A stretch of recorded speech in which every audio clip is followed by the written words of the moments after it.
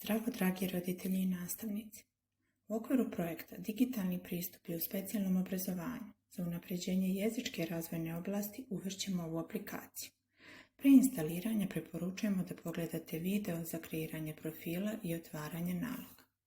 Otvorite Google Play. Ukucajte u pretraživaču ICT AAC pamtilica.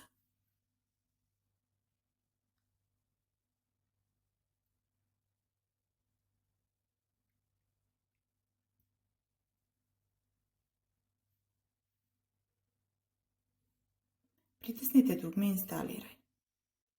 Nakon instaliranja pritisnite dugme Otvori. Pojavit će se strana sa ponuđenim poljima, jedan igrač ili dva igrača. U gornjem desnom uglu idete na Settings. Tu možete da podesite veličinu slova, da odredite poziciju teksta ispod slike, da li želite da simboli budu vidljivi ili nevidljivi, da izaberete boju okvira slike, boju pozadine i podešavanje zvuka tokom igranja. Kada izaberete koliko igrača učestvuje, otvara se prvo polje sa pitanjem.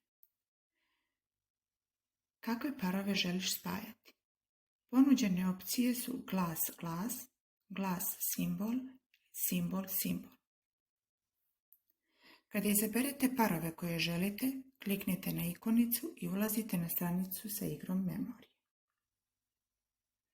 Ukoliko ste izabrali glas-glas, prikazat će se 8 polja iza kojih se nalaze slova. Kada otvorite jedno polje, prikazat će se slovo i čuje se naziv slova.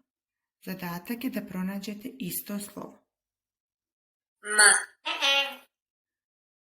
Ukoliko otvorite tačna polja, prikazuje se na slovima simbol za tačno i oni nestaju. A ukoliko otvorite različita slova, prikazuje se na slovu znak X i ponovo se zatvara polje. G, K, K, K.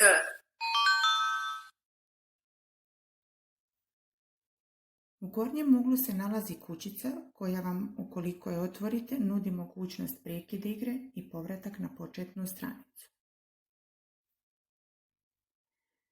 Kada ste sve tačno riješili, imate mogućnost povrataka na početak ili nastavak igre. Na isti način se igra i ukoliko ste izabrali druge kombinacije, glas-simbol ili simbol-simbol. Ukoliko igraju dva igrača, u donjem levom uglu je crvena ikona za prvog igrača, a u desnom za drugog igrača. Iznad igrača čiji je red pojavljuje se strelica. Aplikacija je dostupna na hrvatskom jeziku. Pamtilica je korisna za razvoj predveština čitanja na zabavan i atraktivan način.